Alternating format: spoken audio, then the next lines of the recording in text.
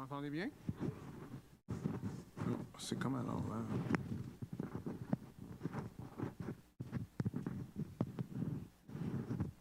Bonjour à tous. Bonjour à tous. Prions et...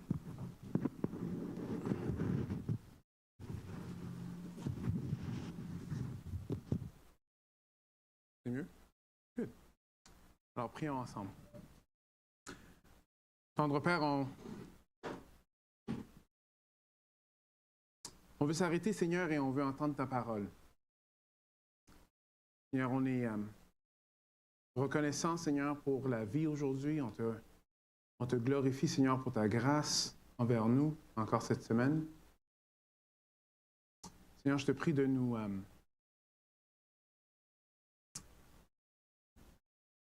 transformer, Seigneur.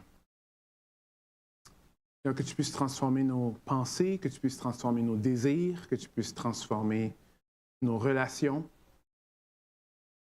Que, Seigneur, on puisse grandir et te ressembler davantage. Merci, Seigneur, qu'avec toi, il y a de l'espoir.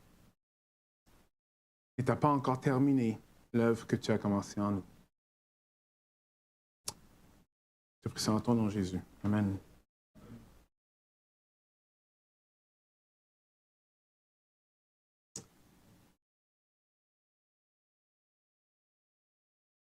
Alors, beaucoup de personnes veulent changer des choses dans leur vie. Beaucoup de personnes veulent le changement. Et Marc n'est pas différent. Marc, lui, personne fictive, a décidé que c'était assez et qu'il fallait qu'il change. Alors, ce qu'il a décidé de faire, c'est de se faire une liste de choses qu'il doit changer et de commencer dès demain matin. Voici la liste. Je vais me lever dès 5 heures du matin chaque jour. Faire 1 heure de méditation. Courir 10 km. Lire 3 chapitres d'un livre de développement personnel. Apprendre de nouvelles langues. Manger uniquement bio et sans sucre. C'est Marc, c'est pas moi. Éviter les écrans après 19 heures. Alors, jour 1, motivation extrême. Marc, lui, il y va. Il se lève à 4h55, fait ses étirements, il boit un smoothie vert, il met ses chaussures, va courir, et après 800 mètres, il s'écroule. Il retourne à la maison, il dit, OK, le lendemain, on va juste s'adapter. Peut-être ma liste était un peu trop ambitieuse. Alors, je vais juste courir 1 kilomètre. Je vais lire juste un chapitre. Je vais faire juste 10 minutes de méditation. Alors, OK, il se reprend encore. Il essaie de faire le 1 kilomètre, un chapitre, grignoter un petit biscuit bio. Et à peine il est capable de le faire, mais il était capable de le faire. Good. L'affaire est que le 3e jour, il se réveille et la réalité frappe. Vers midi, il est en train de manger une pizza. Et à 4 heures, il est en train de regarder Netflix pendant des heures et des heures à la fois. Il va voir son ami que, tu sais, il admire son ami parce qu'il voit que son ami est très, très rodé dans sa vie. Après, il lui explique la situation. Son ami lui dit, « Je vais te montrer mon journal quand moi j'avais commencé. » Et dans le journal de son ami, ça disait, « Je vais me lever à 5 heures du matin. Je vais faire 1 heure de méditation. » Et Marc a dit, « Ah, oui. » Son ami a dit, « Oui, on est tous passés par là. Mais le changement, ça ne vient pas comme ça au jour au lendemain. On est prêt à changer, mais souvent, notre méthode de changement, ça ne fonctionne pas très bien. » Qu'est-ce qu'on peut constater de ça? On veut changer, mais on veut le changement maintenant. Il y a certaines choses, des fois, qui peuvent changer maintenant. Est-ce que tout change maintenant? Vous savez, on dépense quand même beaucoup d'argent sur tout ce qui est changement personnel au Canada et au Québec. Alors, dans les entreprises, quand une entreprise a un chiffre salarial de plus de 1 million de dollars, ils doivent investir au moins 1% de leur masse salariale pour former leurs employés. Il y a un crédit canadien pour la formation qui a été donné en 2021, qui avait commencé. Historiquement, les dépenses sur la santé mentale sont environ 7,2% des dépenses totales de la santé canadienne. Alors, selon ces données, on peut voir que même tout ce qui est gym, marché, tout ce qui est ça, c'est environ 4,3 milliards de dollars par année. On veut changer. On veut changer. Est-ce que vous avez déjà changé votre sofa de place et c'est comme si vous aviez une nouvelle maison? Hein? Ça n'a pas pris vraiment beaucoup d'efforts, mais finalement, on a une nouvelle maison. On veut changer. Le changement nous donne comme si on commence quelque chose de nouveau. La réalité des choses, c'est qu'on veut tellement changer que notre société est même rendue à un point que certains vont penser que la solution de leur vie, c'est de changer leur sexe pour avoir une nouvelle vie. C'est à ce point-là qu'on veut changer. Et si vous y pensez vraiment, ceux qui arrivent à un point où est-ce qu'ils pensent que changer leur sexe, ça va leur donner de la joie. Ils veulent une nouvelle vie. Ils veulent être, dans un sens, nés de nouveau. Mais sans Dieu. Oui, c'est vrai, c'est peut-être farfelu des fois qu'on y pense, mais si on y pense vraiment, c'est pas très loin de nous. Tout le monde veut du changement, n'est-ce pas? Mais le changement sans Dieu amène à des solutions sans Dieu. Et on voit ce que ça donne comme résultat, n'est-ce pas? Par contre, il y en a qui ont voulu le changement, ils sont même tournés vers Christ, mais après, finalement, ils ne changent pas autant qu'ils voulaient. Plusieurs dans l'Église deviennent découragés à propos de ça. Mais moi, je pensais que j'allais changer bien plus que ça. C'est rare que je vais entendre quelqu'un qui va dire « Moi, je pensais que j'allais changer bien plus que ça ». D'habitude, j'entends « Mais moi, je pensais que l'Église était bien plus changée que ce que moi je pense. Je pensais que lui, il allait être bien plus comme Jésus. » On a vu hier soir que il y avait une soirée de couple, que c'est néfaste de vouloir changer notre partenaire parce que... Pourquoi? Oh, c'est très simple. Tu n'es pas capable. Tu n'es pas capable. Et essayer de le faire, et on le fait souvent, ne donne pas les résultats qu'on veut. Mais la question, c'est ceci. Est-ce que Dieu nous accepte comme on est? Ou est-ce que Dieu veut qu'on change? Tu sais, qu'est-ce qu'on fait avec des passages comme ceci? Tous ceux que le Père me donne viendront à moi, et je ne repousserai pas celui qui vient à moi. Jésus a dit qu'il ne va pas repousser celui qui va venir à lui. Qu'est-ce qu'on fait avec ce passage-là ici? Jésus leur répondit, « Ceux qui sont en bonne santé n'ont pas besoin de médecins, ce sont les malades qui en ont besoin. Mais moi, je suis malade. » Oui, ça continue. « Ce ne sont pas les justes, mais des pécheurs que je suis venu appeler à changer. » Ça, c'est la version Summer. L'autre version va dire « appeler à la repentance ». Mais dans Romains 5, 8, « Mais voici comment Dieu nous montre l'amour qu'il a pour nous. Alors que nous étions encore des pécheurs, Christ est mort pour nous. » Alors, on voit que l'amour de Dieu, il nous accepte comme on est. mais il ne veut pas qu'on reste comme on est. Alors, n'importe qui est appelé vers Christ. Et il va t'accepter dans n'importe quel état que tu es. Il ne veut pas que tu restes dans cet état-là. Mais est-ce que c'est aimer ça? On va dire que j'ai un ami, c'est un alcoolique, OK? Ça ne va pas très bien dans sa vie, mais il a décidé d'arrêter. Et à chaque fois que je vais chez lui, je lui donne un beau cadeau d'une bouteille de 40 proof, là. Est-ce que ça, c'est aimer? Pourquoi c'est pas aimer? Je l'accepte comme il est. Il aime ça. Je lui donne un cadeau. Pourquoi c'est pas aimer?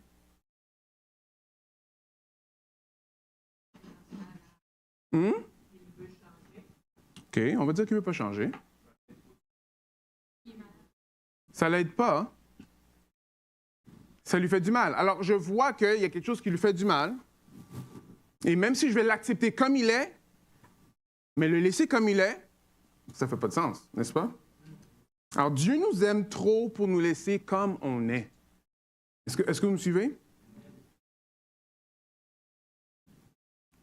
J'ai déjà vu ça en tant qu'intervenant de troubles de comportement dans les écoles. C'est deux jeunes qui sont en train de faire des mauvais coups. OK? Ils n'écoutent pas en classe, ils n'étudient pas, ils font des mauvais coups. Alors, il y en a un qui a comme un bulletin et réalise finalement, « Hey, moi, je ne veux pas rester ici une autre année, là. » Alors, il change son comportement face à l'étude. Alors, il fait des mauvais coups quand même, mais il est en train d'étudier. Et il ne le dit pas aux autres. Quand les autres viennent lui dire les mauvais coups qu'ils ont faits, il rit avec eux. Il va même les encourager, même leur donner des façons de faire pour aller faire d'autres mauvais coups. Mais après, la fin de l'année arrive, et lui, il a son examen, il a une bonne note. Toi qui es l'autre avec lui, que tu pensais que vous étiez ensemble, en camarades, right?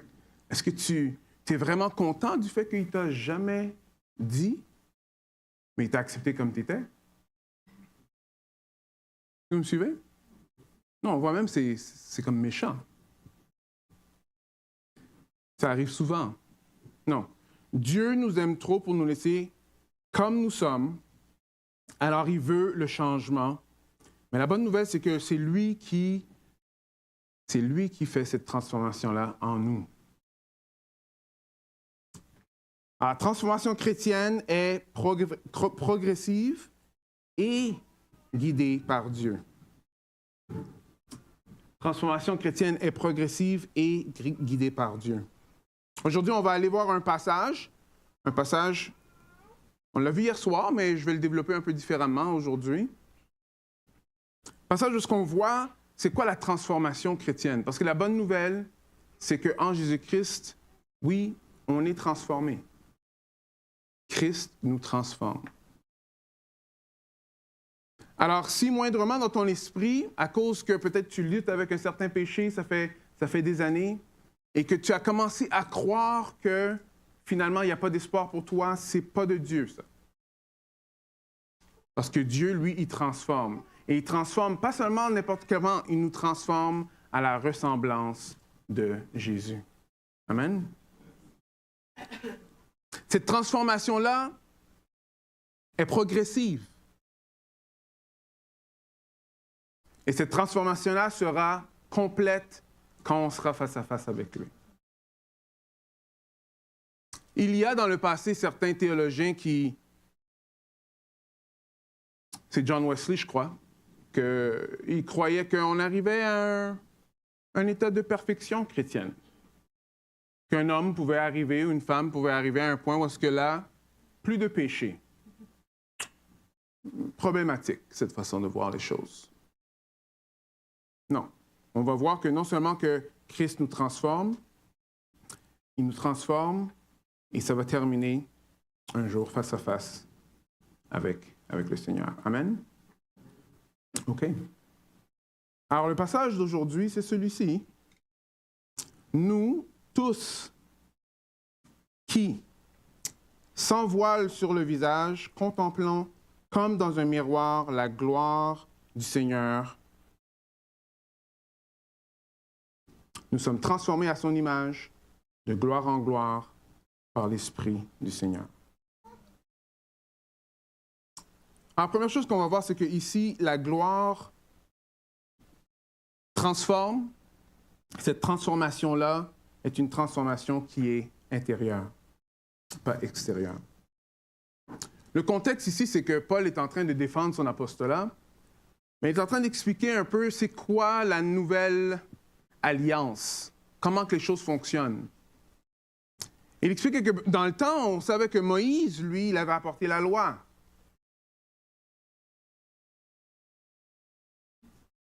C'est intéressant parce que quand Moïse, lui, il allait voir Dieu, il sortait de la tente et sa face brillait. Le peuple avait peur de ça. Wow, c'est quoi ça? Alors quand Moïse était dans la présence de Dieu, lui, il était transformé. Il sortait et le monde voyait ça. Il ne pouvait pas voir ça. En partie, pourquoi? Parce que ça représentait la gloire de Dieu et c'est une transformation qui n'était pas à eux, c'était juste à Moïse. Alors Moïse remettait le voile sur sa tête.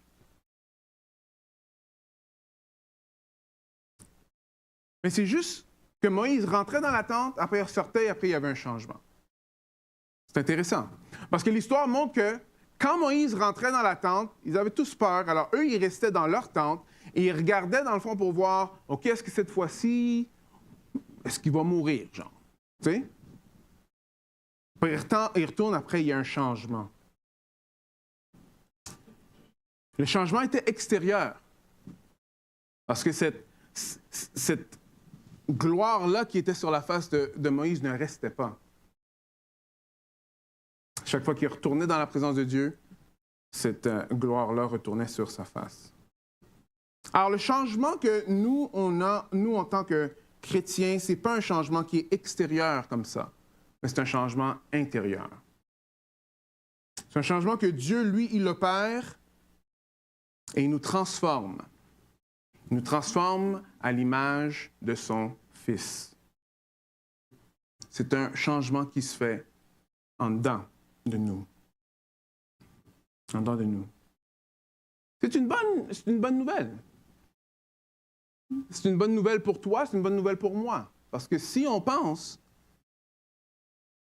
c'est pas si. On a déjà pensé qu'en venant à l'Évangile, alors tout serait beau et chaud, comme au moins les péchés seraient tous partis. Il y a plusieurs prédicateurs qui prêchent comme ça, qui disent que finalement, en Jésus, il n'y a plus de péché. C'est en partie pas complètement faux.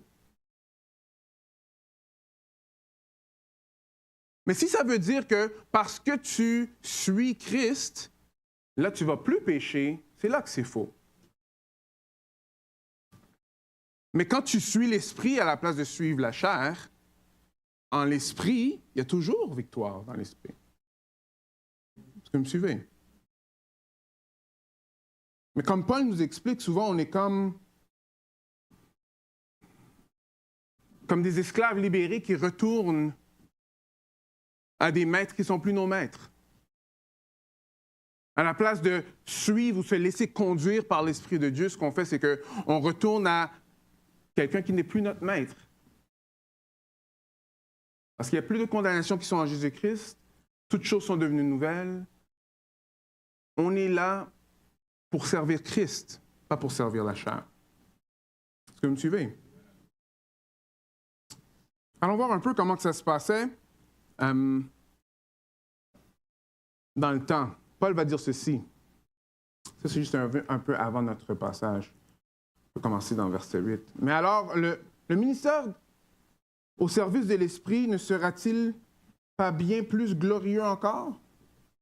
En effet, si le ministère qui a entraîné la condamnation des hommes a été glorieux, combien plus est celui qui conduit les hommes à être déclarés justes par Dieu? On peut même dire que cette gloire du passé perd tout son éclat quand on la compare à la gloire présente qui lui est bien supérieure. Car Si ce qui est passager a été touché par la gloire, combien plus grande sera la gloire de ceux qui demeurent éternellement. Ce que Paul est en train d'expliquer ici, il est en train d'expliquer que la loi que Dieu a donnée dans l'Ancien Testament est bonne, est pleine de gloire. C'est vrai.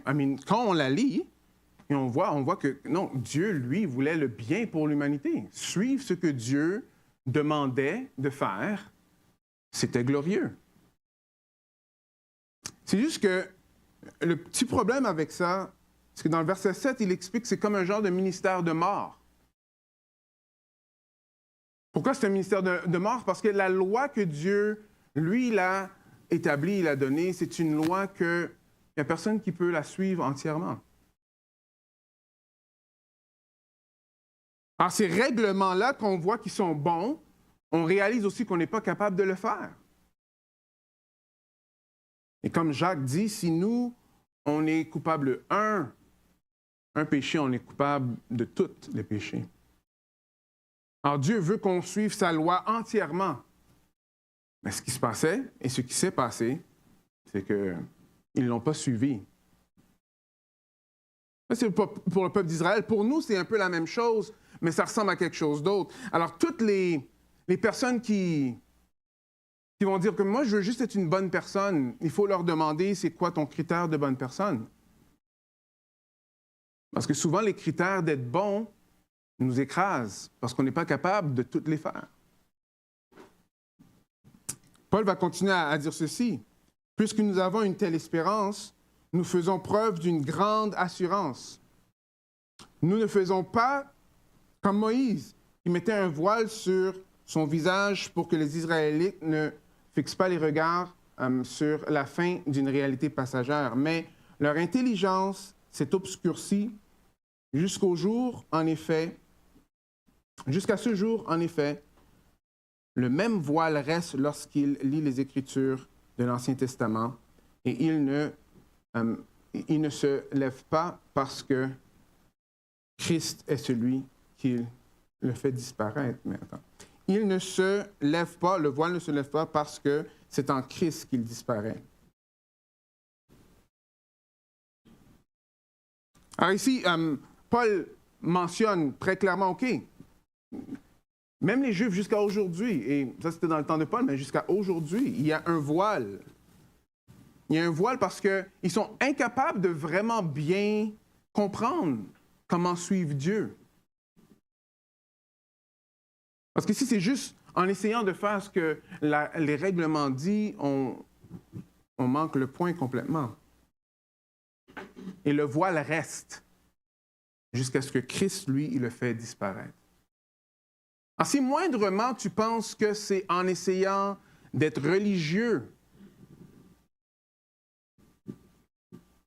que tu seras un bon chrétien, tu manques le point.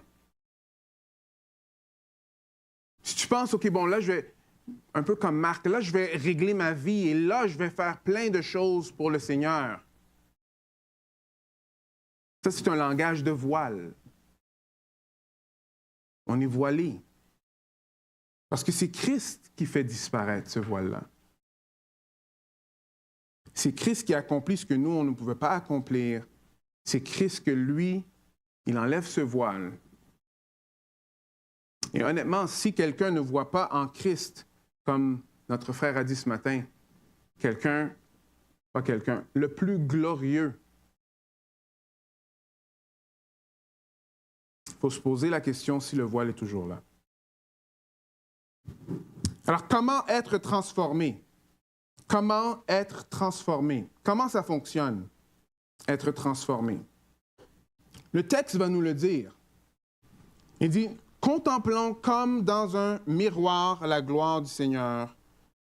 Nous sommes transformés à son image. » Alors, comment qu'on fait pour être transformé? C'est qu'on doit regarder Christ. Et en regardant Christ, on devient de plus en plus à son image. J'avais un prof qui enseignait et il était tellement imprégné par les auteurs qu'il lisait que quand j'ai commencé à lire ces auteurs-là, je dis, ah, moi je pensais que c'était lui qui avait dit ça. Non, c'est l'auteur. C'était pratiquement comme si j'avais l'auteur que je lisais, c'est C.S. Lewis, comme si j'avais un C.S. Lewis devant moi. Tellement que le prof, lui, était imprégné par C.S. Lewis. C.S. Lewis, c'est un auteur, que les Chroniques de Narnia, vous connaissez? Oui? Alors, le plus que ce prof-là est en train de lire du C.S. Lewis, digérer du C.S. Lewis, mémoriser, le plus qu'il ressemblait. Il pensait un peu comme lui. Il contemplait cet auteur-là, et cet auteur-là, on pouvait le voir dans lui. Est-ce que vous me suivez? Question qui tue un peu. Tu contemples qui? J'aurais pu la poser d'une autre façon, ou juste dire, OK, on a besoin de contempler Jésus, on aurait dit Amen, oui. Et on doit dire Amen, Amen. Par contre, si je pose la question comme si, quand quelqu'un te rencontre, tu ressembles à qui? Right? Qui contemples-tu? Alors, comment qu'on fait pour être transformé? Well, c'est lié avec qui qu'on contemple, c'est qui qu'on regarde.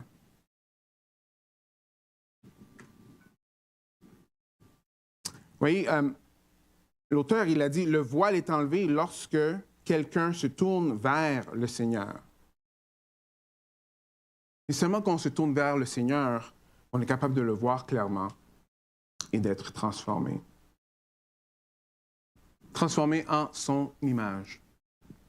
Alors, vous voyez, cette transformation, ce n'est pas quelque chose qui arrive au jour au lendemain. Quand tu es devenu chrétien, peut-être qu'il y a certains péchés qui sont partis. Gloire à Dieu. Amen. Mais on vit sur cette terre ici et on doit lutter le péché jusqu'à la fin. Là, il faudrait avoir un Amen aussi. Pourquoi? Parce que ça fait partie de la réalité des choses. Mais la bonne nouvelle, c'est qu'en contemplant Christ, c'est lui qui nous transforme pour qu'on ressemble de plus en plus à lui. Le plus qu'on contemple Christ, le plus qu'on est transformé à son image. Quand Moïse rentrait dans la tente, il sortait, on voyait qu'il y avait un changement, mais ce changement-là ne restait pas. Son visage illuminé ne restait pas illuminé. Il fallait qu'il re-rentre dans la tente pour que ça devienne illuminé encore. Alors, c'était un changement temporaire. Par contre, le changement que Christ fait en nous, c'est un changement qui est permanent. C'est un changement qu'il fait, qui nous transforme et qui va compléter. Qu'on va le voir face à face. Amen. Alors, je ne sais pas si toi, tu es un peu découragé avec peut-être ta marche chrétienne. Tu sais, la pire chose que je peux te dire ce matin, c'est que wow, ta marche chrétienne ne va pas bien. OK, c'est probablement parce que c'est ta personnalité. Ou c'est ton caractère. Quand je dis une chose comme ça veut dire que je suis en train de dire, dans le fond, t'es mal fait.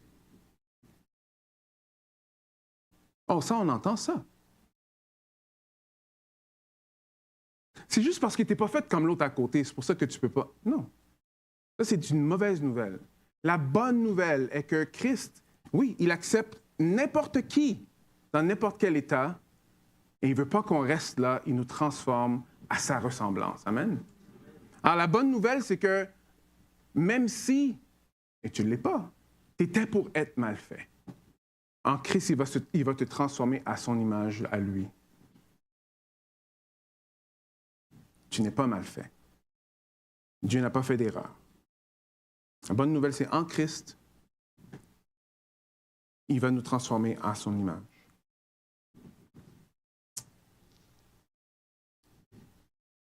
Une autre chose qu'on voit dans le texte, on voit que c'est une gloire qui grandit jusqu'à la résurrection.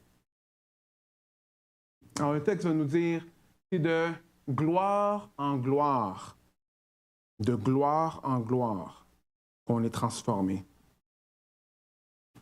Alors, ce n'est pas quelque chose qui arrive juste une fois, après c'est fini. Mais c'est de gloire en gloire. Là, c'est là que plusieurs vont poser la question, mais là, je ne comprends pas. Parce que le Seigneur m'a appelé, j'ai répondu à l'appel. Alors, il m'a sauvé. Alors, tout devrait être correct, tout est fini, right? Il m'a sauvé. Alors, c'est là que le salut, il faut bien le comprendre. Une partie du salut qui s'appelle la justification, parce qu'on va être justifié. Une autre partie qui s'appelle la sanctification.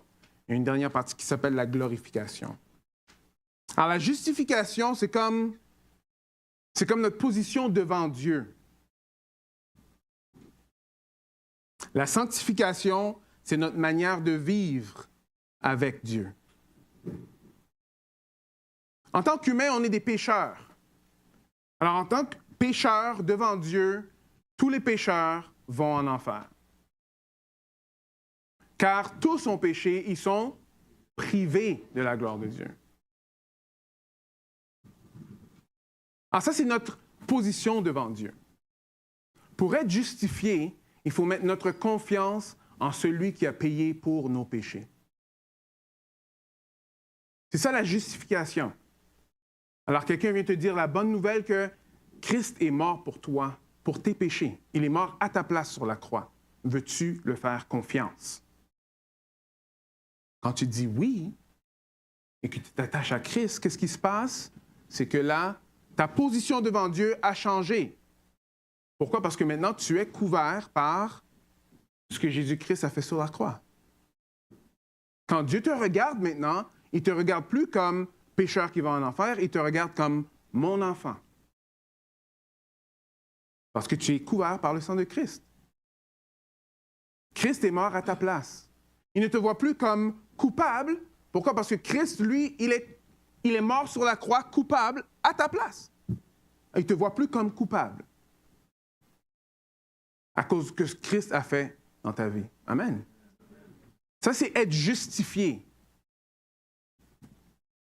Mais le salut n'arrête pas à la justification. Il y a la sanctification. La sanctification, c'est notre manière de vivre avec Dieu. Pourquoi? Parce que Dieu ne nous a pas dit, OK, maintenant que tu as accepté Christ, maintenant, OK, retourne, vas-y. Vas-y, petit enfant, vas-y. Fais ce que tu veux et tout, après on va se revoir quand je retourne. Ça ne fonctionne pas. Alors la parole nous explique que quand, une fois qu'on met notre confiance en Christ, que son esprit vient vivre en nous. Alors le chrétien vit par son esprit. Ce n'est pas en dehors de l'esprit, c'est par l'esprit de Dieu qu'on marche la vie chrétienne. Et un jour, on va voir Jésus-Christ face à face. Ça s'appelle la glorification, la fin du salut. Alors, il y en a qui ont compris le début, mais après, qui sont juste allés faire ce qu'ils voulaient. Et ça, c'est plusieurs personnes, des fois, que vous allez voir, peut-être au travail, que vous connaissez, mais ils sont chrétiens, mais ils n'agissent pas comme des chrétiens. Oh, ouais, j'ai accepté Jésus, là, et tout, et tout. Et après, là, ils font leur chose. Non, mais Jésus, lui, sauve. Oui. Mais le salut de Jésus-Christ, ce n'est pas en dehors de son salut de toi-même, chaque jour. Parce que quand son esprit est en nous, on est appelé à suivre son esprit, n'est-ce pas? Regardez à quel point que Paul, qui écrit une lettre pour encourager, aussi pour redresser certains, Philippiens 1, 6. Yes, je vous aime, merci. Et j'en suis fermement persuadé, celui qui a commencé en vous son œuvre bonne, j'ai d'autres versions, je m'excuse, la poursuivra jusqu'à son achèvement au jour de Jésus-Christ. Alors la transformation est progressive, mais vous voyez, Paul, lui, il est persuadé que Dieu a commencé une œuvre chez les Philippiens et lui, il la rendra parfaite. Il a commencé une œuvre et il la rendra parfaite jusqu'au jour de Jésus-Christ. Alors, on est transformé. On est transformé jour après jour en contemplant Jésus-Christ. Et c'est lui qui va achever la course pour nous.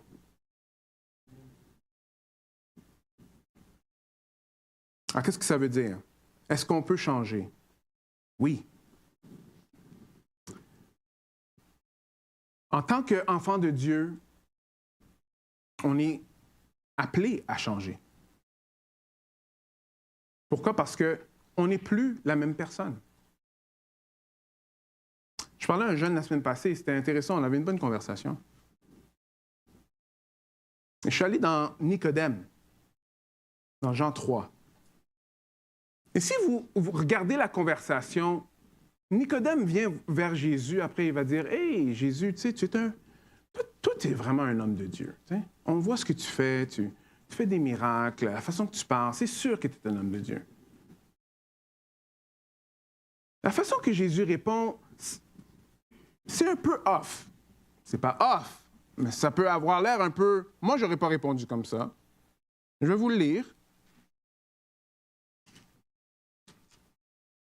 Regardez comment il dit ceci. Nicodème lui dit, comment... Non, ça c'est après. OK, alors ici, verset 2.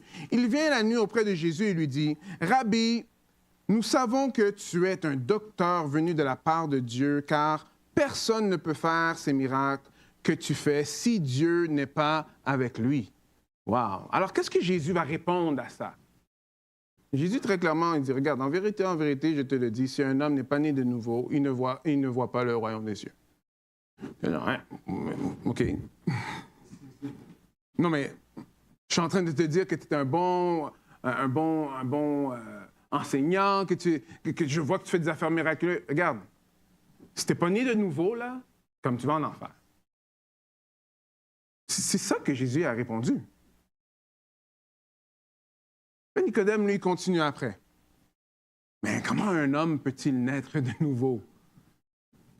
Ce qui est intéressant quand on est en train d'avoir la conversation la semaine passée, c'est que je pose la question, OK, mais qu'est-ce que tu as fait pour être né maintenant?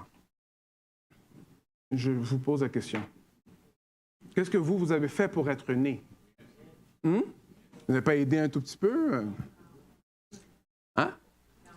Non. Alors, on est né, mais il n'y a rien que nous, on a fait pour être né. Pourtant, on est né. Mais l'image que Jésus utilise est une image qui est très importante et il ne faut pas la perdre. Jésus dit qu'il faut naître de nouveau. Alors, qu'est-ce que nous, on fait pour être nés de nouveau?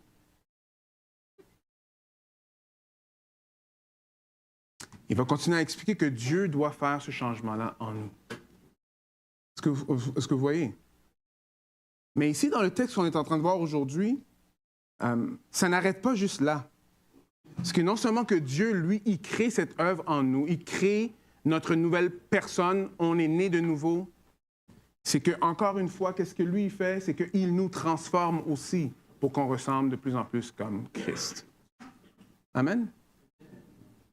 Alors, qu'est-ce que ça veut dire pour nous à l'Église? Si tu es découragé avec l'Église, les personnes dans l'Église, une des choses qui pourrait t'encourager, c'est, comme on a fait hier soir, on a fait ça entre couples, et moi, c'était très bénissant, mais fais une liste de ce que tu vois que Dieu est en train de faire dans la vie de tes frères et sœurs dans l'Église. Comment Dieu est en train de transformer ton frère et ta sœur dans l'Église.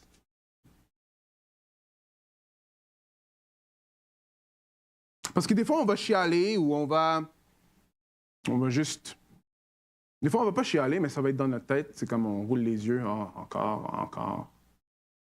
Mais quand on fait ça, on n'est pas en train de contempler Christ. Right? Alors, tournons-nous vers Dieu pour voir ce que Dieu fait dans la vie de nos frères et sœurs dans l'Église. Parce que chaque croyant est transformé de gloire en gloire en gloire. Mais personne n'est à la même place. Personne n'a les mêmes expériences de vie. Personne n'a les mêmes parents. Personne, même si tu as les mêmes parents, ont les mêmes aptitudes. C'est tout différent. Alors, si on a un standard de ce que l'humain devrait être dans notre tête, c'est sûr et certain que c'est biaisé et que c'est incomplet. Alors, une autre façon de faire, c'est de contempler Christ. Oui. OK, Seigneur. Qu'est-ce que toi tu fais dans la vie de la personne à côté de moi? Et tout d'un coup, on va voir que le Seigneur est beaucoup plus gracieux qu'on le pense. Amen? Pour les couples qui n'étaient pas là hier soir, faites cet exercice-là aujourd'hui. Prenez un temps, 2 feuilles de papier, et écrivez sur la feuille de papier ce que vous voyez, ce que Christ fait dans la vie de votre partenaire. La vie de votre homme, la vie de votre épouse. Qu'est-ce que Dieu fait dans sa vie?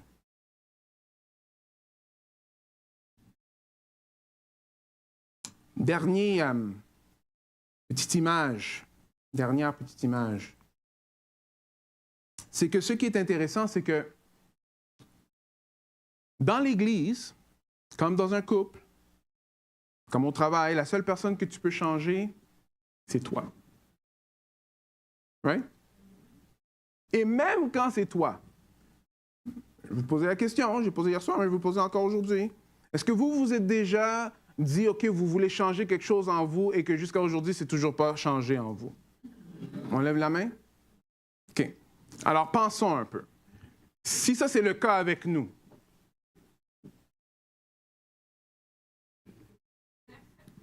alors nos attentes envers l'autre, c'est juste irréaliste. Est-ce que vous me suivez? Alors, si nous-mêmes, on a tellement de problèmes à changer nous-mêmes, alors nos attentes, bon, premièrement, il faut peut-être enlever les attentes, les baisser ou juste les éliminer. Parce que nos attentes envers les autres, c'est... Mais l'autre envers de la médaille, c'est comme genre, OK, bon, parce que tout le monde est pécheur, alors pas de changement pour personne, on accepte tout le monde comme ils sont. Non, le Seigneur a une autre façon de faire. L'autre façon de faire, c'est que, premièrement, quand on a de quoi qui nous dérange, allons devant le Seigneur. Et laissons-nous être transformés par Christ. Vous avez déjà entendu l'histoire, mais on l'a vu dans Matthieu, que Jésus dit qu'on est la lumière du monde. Right? Amen? Une lumière brille, n'est-ce pas? Oui. Mais si c'est ta lumière à toi, non, si c'est la lumière Patrick, là, en tout cas, c'est pas très lumière, je vais vous le dire d'avance. Non, ce qu'on veut, c'est qu'on veut que Christ en nous brille. On veut que l'Esprit de Dieu prenne plus de place que nous-mêmes et que lui, il brille, n'est-ce pas? Mais la seule façon que ça va fonctionner, c'est si nous contemplons Christ nous-mêmes et laissons le Seigneur nous transformer jour après jour pour qu'on puisse ressembler de plus en plus comme lui. Alors, la solution des problèmes, souvent, ça va commencer avec nous.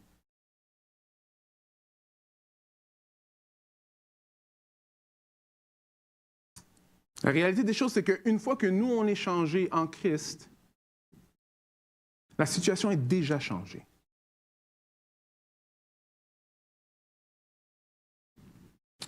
Je ne sais pas si vous êtes au courant, mais vos voisins sont les personnes les plus bénies de la ville. Vos collègues de travail sont le monde les plus bénis des entreprises.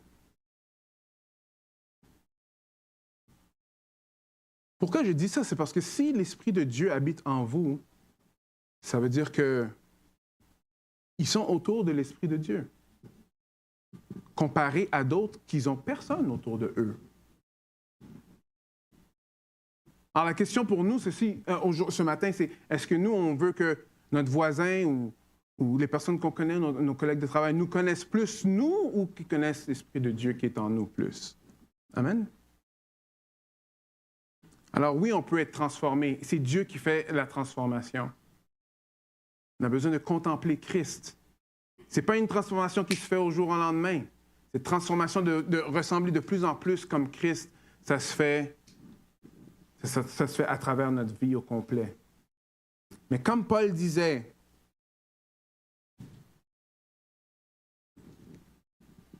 je suis fermement persuadé, celui qui a commencé son œuvre bonne en vous la poursuivra jusqu'à son achèvement au jour de Jésus-Christ. Bonne nouvelle, c'est que même si toi, tu n'as pas la force de faire quoi que ce soit, et souvent, on n'a pas la force, le Seigneur, lui, il nous transforme. Il nous transforme pour qu'on ressemble de plus en plus comme lui. Amen.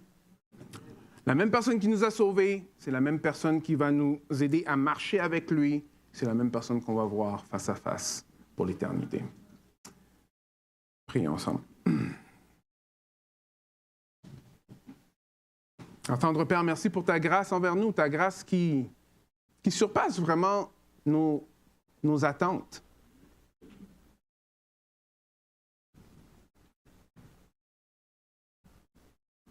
Pendant qu'on était encore des pécheurs, Seigneur,